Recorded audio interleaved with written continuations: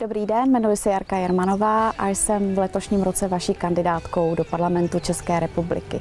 Rozhodla jsem se, že vás budu zastupovat za Středočeský kraj a rozhodla jsem se právě pro hnutí ANO 2011, protože je plné šikovných, úspěšných lidí, kteří nejsou spjati se stávající politickou garniturou.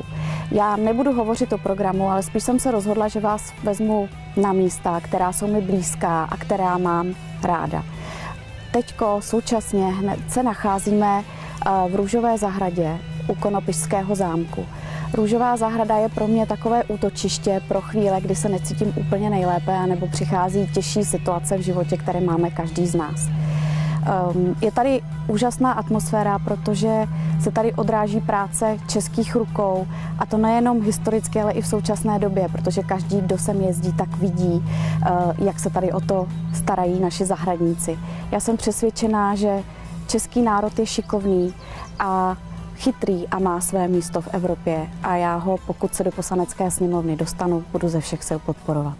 Chcete taky lepší silnice? Chcete lepší zemi? Chcete, aby tu chtěli žít i naše děti? Ano, bude líp.cz